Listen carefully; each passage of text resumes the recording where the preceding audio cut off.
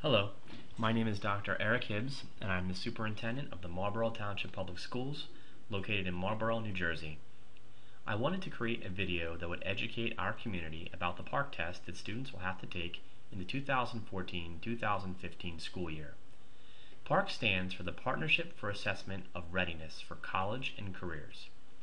More than 15 million students will take this test in the 14-15 school year, and I wanted to educate our community about what the test is like and what they can expect for our students. Here's what we know. Students starting in grade 3 will take both a performance-based assessment called a PBA and an end-of-year assessment called an EOY in both math and English language arts each year. The performance-based assessment is given approximately 75% of the way through the school year. The end-of-year assessment is given approximately 90% of the way through the school year. PARCC has released sample tests. They are located right here where you can see my arrow. Currently, there are sample performance-based assessments for English language arts and sample end-of-year assessments for mathematics. PARCC plans to release sample performance-based assessments for mathematics and end-of-year assessments for English language arts in the fall of 2014. In my opinion as an educator, it is not only important to prepare our students to succeed on the content of the PARCC assessments, which would be the Common Core State Standards, but we also need to teach our students how to be successful on this test. To that end, this video will do just that. This video will go through a sample end-of-year assessment for the 4th grade in mathematics. I will not go over the answers for content, but rather I'm going to focus on how to navigate it successfully. So, let's go to the tests. I have to click the drop-down arrow and go to mathematics. And as I scroll down, you can see there are lots of options available to you. Here is the grade 4 end-of-year sample test, and notice there's an answer key right here for you in case you want to have your children take this test, which I hope you do. Okay, we are going to start the session. Okay, before we even start, I want you to take a notice of the toolbar that is located at the very top. At the top left, we have arrows, and that would be to navigate to the next and the previous question. Notice how it is not lit up for previous. That is because you're on question 1. If I would navigate to question 2, you would see that there is going to be both arrows lit up in blue. This is an easy way to navigate to questions that are very near where you are. The review button. If you click on the review button, a lot of options will be at your disposal and some great information that students need to know how to manipulate. It will tell you how many questions there are. So this whole test has 36 questions. And it also is a great way to navigate quickly to a question rather than hit all of the arrows. So if I wanted to go directly to question 24, I click that and I'm right at question 24. If I want to go back, I can simply go back to question 1 by clicking View again. Notice that there is a status column here that tells you some information. If I have not yet viewed a problem, it will say Not Viewed here. If I viewed a problem but did not answer it, it will say Not Answered. If I actually answered a problem, the status right here would change to green and it would say Answered. This is a great way for you to keep track of how many problems you did not answer or any that you might have skipped. You can use this tool all throughout the test. If and when you want to go back to your questions, you simply have to click Return to Question. The flag button. Flag button is a great way to actually star something or flag it just to say, I need more time. So let's say, for instance, that you were stuck on this problem, question 24, and you didn't want to spend any more time on it. You would simply hit the flag button, and then notice when you go to review next to question 24, it's going to say flagged right here. And that way, if you're unsure of a problem or if you just guessed, you can flag it and you can go back to it at the very end. This is a great test-taking skill. I'm going to go back to question 1. But before I do, I'm going to talk to you a little bit about the other tools that are here. This is the pointer.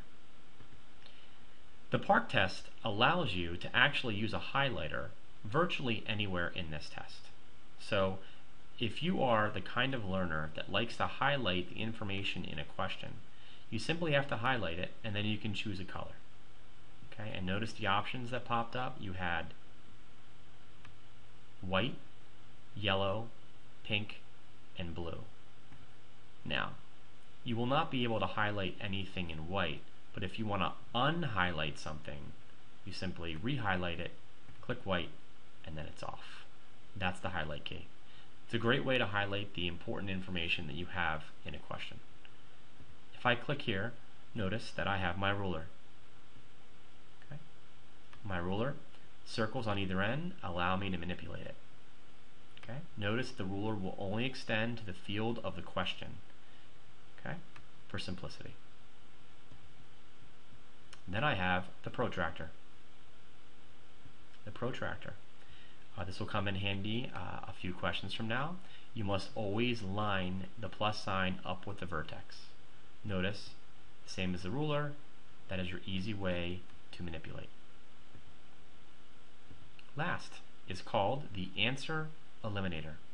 This is only okay to use for multiple choice questions. As I click on the answer eliminator and I want to actually eliminate a multiple choice, I simply hover over it and I can eliminate any answer that I do not think would be the correct one.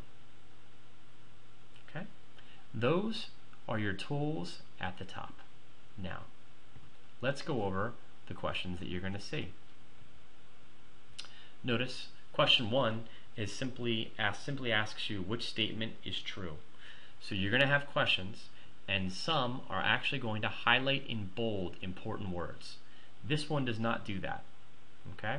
So you just simply need to know that you need to actually choose the statement that you think is true. Statement is singular, so you only need one. Question 2. Now, what I'm going to show you right here is a great way to zoom in and zoom out on any computer that you take a test on. Control minus and Control plus will allow you to zoom in and zoom out. That is something you absolutely should utilize all throughout this test. Okay? You also can use your arrow keys to go up and down just to see. Okay? Notice that this question has 2 text boxes that you have to actually put answers in. Notice that next to every text box there is always going to be a label. I'm going to highlight your label here in yellow and you can see teams. This one is all about chess sets. I'm going to highlight that one in blue. Notice that when you actually click in the field and I put a number in there,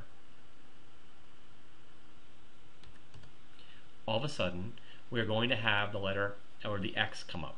The X is going to allow you to clear the field. Now watch what happens if I click something other than a number. It's going to tell me there's an invalid input. So it's going to force you to write a number in that text box. Okay? Let's go on to question 3.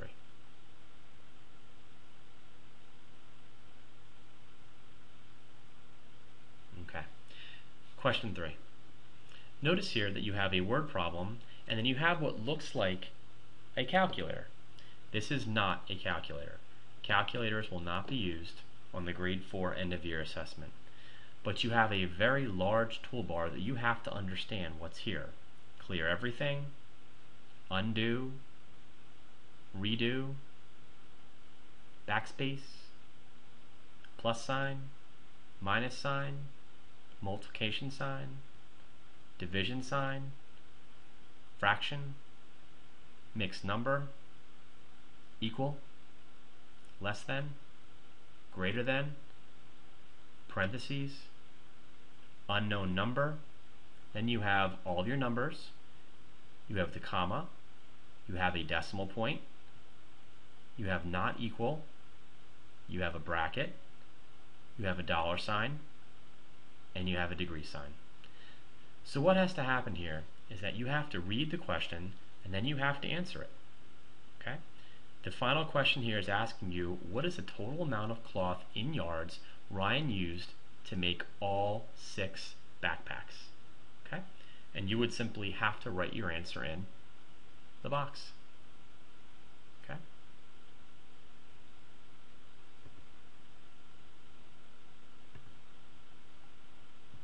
So I can hit the fraction and I can put 18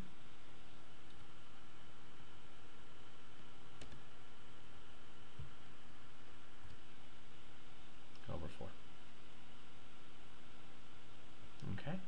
That would be this question. Remember, it is not a calculator. Okay, on to question 4, another text box. Question 5, a text box. Question 6, a text box. Question 7, a text box. This is your first example of a bolded word that actually lets you know the roadmap to what you need. I'm going to highlight it. What is the greatest number of necklaces that Haley can make? You have to put your answer in the text box. That's question 7. Question 8. Okay. Question 8, I'm going to scroll down. Notice that you have information here. You have a graph that tells you the sport, and you have 4 sports. Then you have the fractions that correspond. Then you have a drag and drop. Now when you operate a drag and drop, you're always going to have options, and your options are right here, and you're going to have spaces that you actually have to drop them into. So for question 8, you're going to see that we drag 3/10 right there. I'm going to drag the plus sign here, and I'm going to drag 4/10 here. Now, I could have also done the control minus to make the screen smaller, but I'm going to scroll down. And for the second part, notice that we have, once again, the toolbar. Now it's going to say, enter the fraction of all the students who chose to play either soccer or basketball. Okay, so for part B, I know that 3/10 plus 4/10 is going to be 7/10. So I have 7 and I have tenths. And that would be my answer. Okay? Be careful for the drag and drop. To go back for a second, because let's say for instance that I made a mistake with my sign and I know it's not correct, but if I wanted to change it to multiplication, notice when I try and drag it over, it won't let me. In order to actually put a different sign in, you have to drag one sign out and then you can put something else in. Okay, that's obviously not correct, but I wanted to show you how it would work.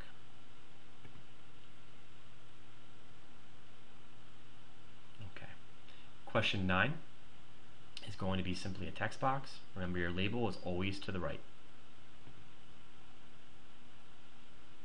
Question 10, a text box. Question 11, text box, label is granola bars. Everybody likes a granola bar. Question 12, text box. Okay. Question 13. Notice once again, part A is going to have the toolbar, and part B is going to be another toolbar. Okay? Remember that whenever you hover over anything, it will tell you exactly what it is, just in case you get stuck. But students need to know what these tools will do. That's question 13. Question 14 is simply a text box. Question 15, there is a rectangle that's divided into 8 equal sections, and then there's some information. Notice once again, highlighted information, roadmap to success. Select 2 correct answers. Now, I want you to watch something. We are on question 15, and we obviously see that it says there's 2 correct answers. I'm going to select 4 correct answers. Notice what happens when I click review.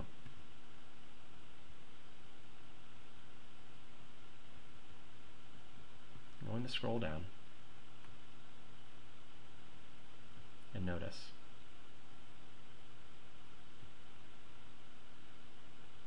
it tells me that I answered the question. But notice, it said here that there are only 2 correct answers, and I selected 4. The PARCC assessment won't tell you that you are, or that you have selected the correct number of answers. It only knows that you answered it.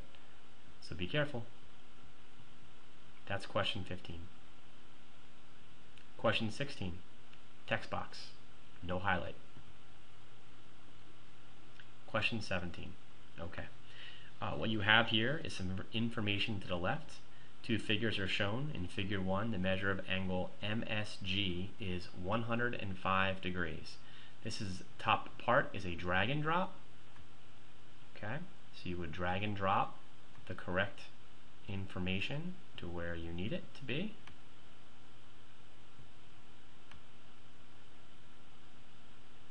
And notice that the plus sign here may be used more than once. Okay, so I'd have to do my math. Then I would have to put the correct value into the box. That is question 17. Remember, if you want to change, once you put it in, you must take it out.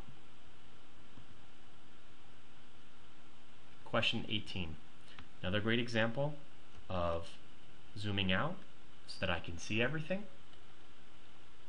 Notice here that what you have is you have some information, and then you have 2 options. Appears to have at least 2 parallel sides and has at least 2 perpendicular sides. So you need to look at each box and figure out, can the answer be true or valid? And as you go through, there absolutely can be answers that have both. You need to make sure that you have every item selected that is true. Question 19 is a text box. Question 20. Okay, 3 drop downs. So for a drop down, you simply have to hit the arrow and then you'll see your options. Less than, equal to, greater than. Same. Same. Okay, and you would choose 1 for each. 3 problems in 1 for question 20. Question 21 is a text box. Notice here that if I want to highlight the important information, I absolutely can do that. Okay, I could have also highlighted the numbers or anything that I wanted. Question 22. Notice here you have information and then you have 2 text boxes, both of which have the label of computers. Question 23. Notice, roadmap to success. 3 choices. And notice, I have 6 options. Be careful. Question 24. Again, drop downs. 1s, 10s, 100s, 1000s. 2, 20, 200, 2000. Choose wisely. Question 25. Okay. So what you'll have here is a part A and a part B on question 25, both of which have the toolbar that we already know how to navigate. So for question 25, you would just have to put your answer in. And remember, you must know what all of these mean. Question 26. Okay. Which angle has a measure of 75 degrees? I'm sure you remember that we talked about your protractor. Now I'm going to zoom in. Okay. What I'm going to do is I'm going to line up my protractor exactly where it should be. Okay, and you'll see right here that your arrow is pointing directly to 65 degrees. Okay, so it's essential that you must line up your protractor correctly. Now notice, this angle was very easy to measure because it lined up perfectly. You would need to move your protractor around to measure angles that weren't so easily lined up. Okay? That's question 26. Question 27. Enter your answer into the text box. It's easy by now for you. Okay? Question 28 is highlighted words. The word to. Remember what we said. You can select more than 2 or less than 2. You will be allowed to answer. It's up to you to be careful. Question 29. Okay, I'm going to zoom back out. One click. And notice here that I have a model of Clark's house. It lives in a big rectangle. And then what we have is a part A and a part B using the toolbars. Good luck to Clark. Question 30 asks for which expression is equivalent. You would simply have to choose the correct answer.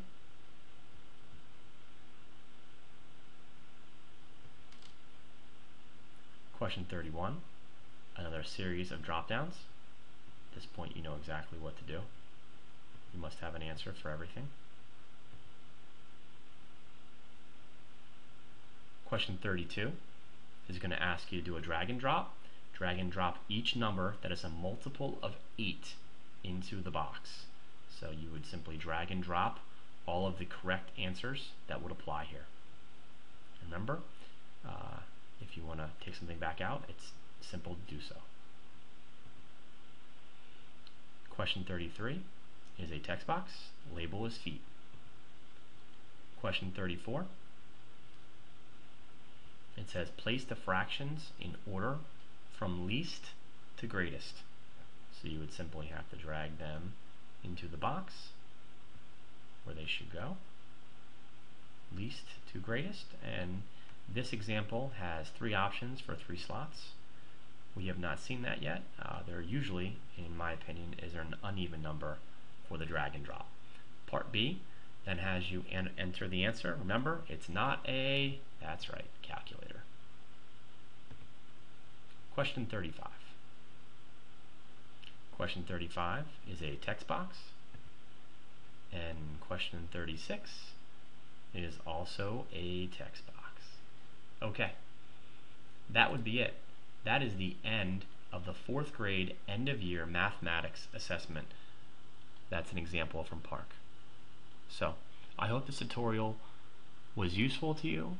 I hope that you can sit down and do this with your children, and I wish you the best of luck.